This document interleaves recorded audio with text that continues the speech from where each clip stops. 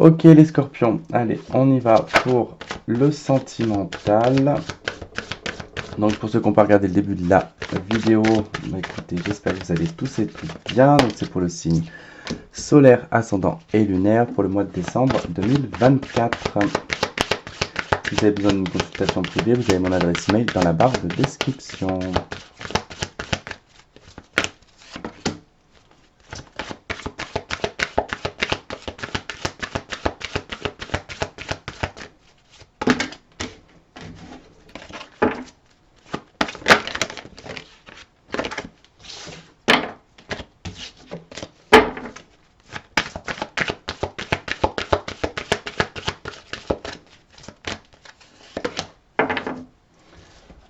Hop.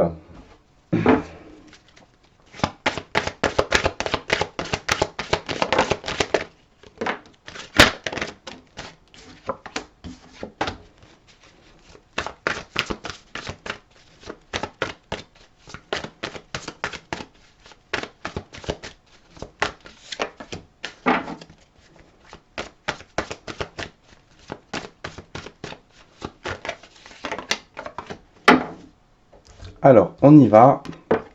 Alors, nous avons la carte lâcher prise. Nous avons, c'est certainement lui. Nous avons facteur religieux. Je me rends compte que ma caméra n'est pas pareille parce que j'ai fait une dinguerie juste avant. J'ai explosé le pied de la caméra. Alors, nous avons l'as d'épée, la force, le roi de coupe, le roi d'épée et le page de coupe. Ok, bon. Ok, facteur religieux, déjà, bon, on va commencer, je pense, par les personnes en triangulaire ou en couple, puisque là, on nous parle ici de lâcher prise, que oui, effectivement, c'est bien la bonne personne, mais le facteur est que cette personne a un enfant et probablement ici une jeune fille d'un signe de feu, ce qui n'est pas forcément obligatoire puisqu'on est sur un tirage, on va dire, général. Mais bon, on peut ici associer à un homme ici divorcé qui a un enfant, qui est quand même en recherche et en quête d'amour, mais qui a du mal ici à se décider puisque sa force première est dans son enfant. Alors, on vous dit de lâcher prise par rapport à cette situation puisque effectivement cette personne a des facteurs autour de lui, donc pas forcément un facteur religieux, ça peut être effectivement un mariage, un engagement, un enfant, enfin l'engagement qu'on a envers un enfant qui effectivement est ici. On peut être aussi face à une personne qui est avec quelqu'un de beaucoup plus jeune, facteur religieux, peut-être par mariage, par obligation, d'accord, qui fait que cette personne vous a rencontré et que ça a été l'amour fou. Mais c'est vrai qu'on a quand même ici un homme qui n'est pas forcément très heureux avec le roi d'épée, qui est plutôt froid, qui peut être pour moi divorcé ou veuf, mais qui du coup est raccroché toujours à une histoire, voilà, d'obligation familiale ou sentimentale. Mais on vous dit quand même de lâcher prise par rapport à cette situation-là, puisque c'est la bonne personne. Ça vous demande juste de la force, de la maîtrise et d'être relativement assez décisif, d'accord? De ne pas trop être sur deux plans, de lui laisser trop le bénéfice du doute, mais d'être clair pour que cette personne puisse aussi se positionner et ne pas se dire bon bah c'est open bar, je fais ce que je veux, j'ai pas envie, j'ai pas envie, j'ai envie, j'ai envie. Non, on est face ici à deux personnes, on peut pas jouer sur l'être humain. D'accord. Pour les célibataires, après, j'ai envie de vous dire que là, bon, il est peut-être question d'un homme pour qui vous vous battez. On vous demande de lâcher prise, que oui, c'est probablement la bonne personne, mais ce n'est pas le bon moment, puisque cette personne, elle est encore dans le côté paternel, ici accrochée par des obligations d'un enfant, et que ça va prendre du temps, il va falloir la force, du courage, et surtout prendre en compte ce que la personne dit dans ses affirmations. Voilà, tout simplement. Bon, on en saura un peu plus quand je vais développer sur le bonus. Ça parlera peut-être à d'autres, peut-être pas à d'autres, mais en tout cas, voilà, ce sera peut-être une continuité ou pas une continuité.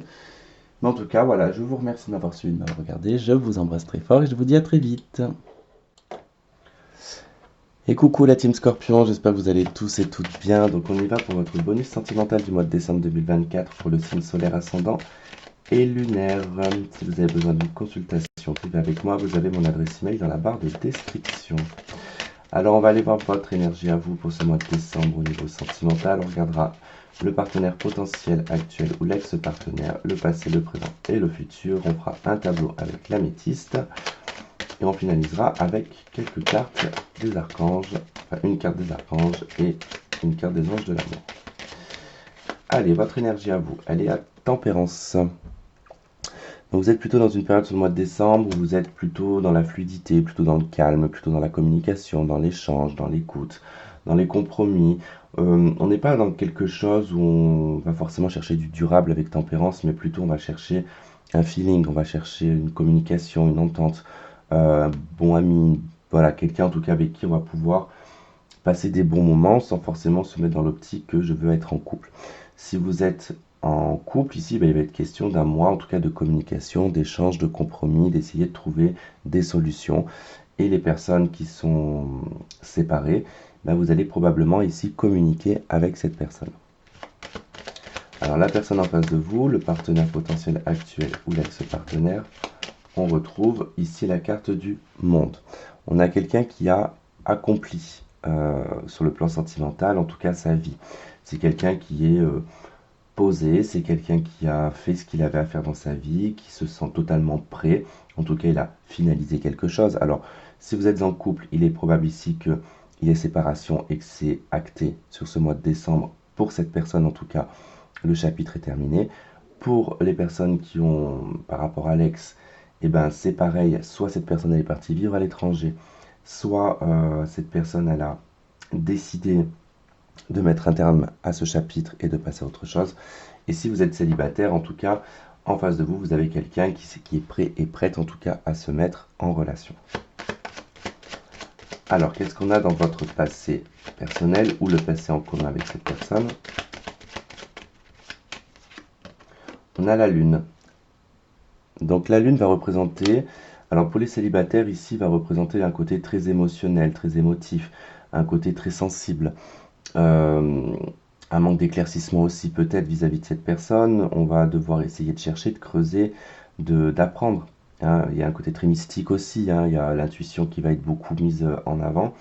Pour les personnes en couple et célibataires et séparées, on vous parle ici de peur, d'angoisse, de doutes, de mensonges et de choses cachées.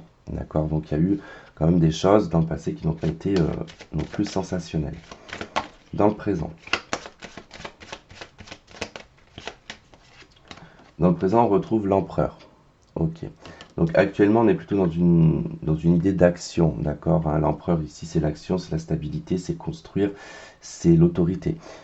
Donc peut-être que là, il y a peut-être aussi une forme d'autorité qui ressort sur le présent. Peut-être qu'on essaye de s'affirmer, qu'on essaye de comprendre le passé, qu'on se dit, bon, ok, il y a eu ça, ça, ça, maintenant il est temps que je me pose les bonnes questions et que je sois dans on va dire dans un système réaliste sur ma vie sentimentale.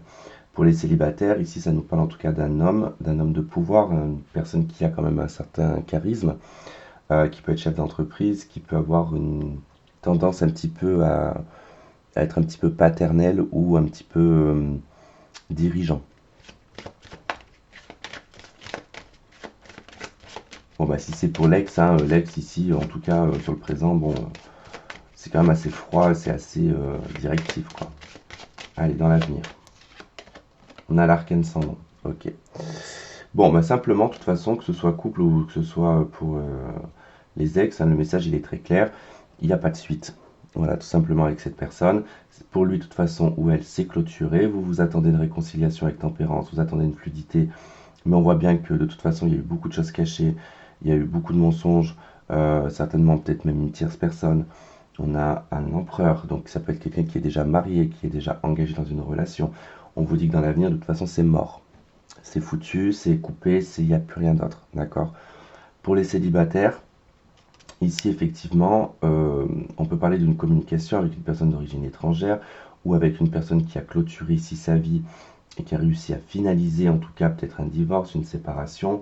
Il y a beaucoup de choses émotionnelles, il y a beaucoup de ressentis par rapport à cette personne dans le passé.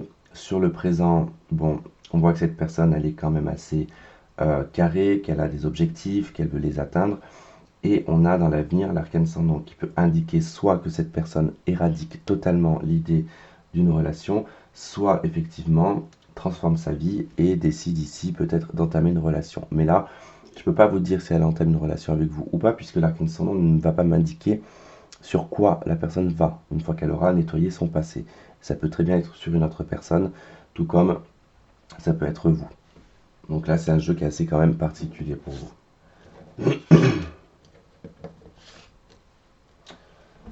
Allez, avec l'améthyste, qu'est-ce qu'on a?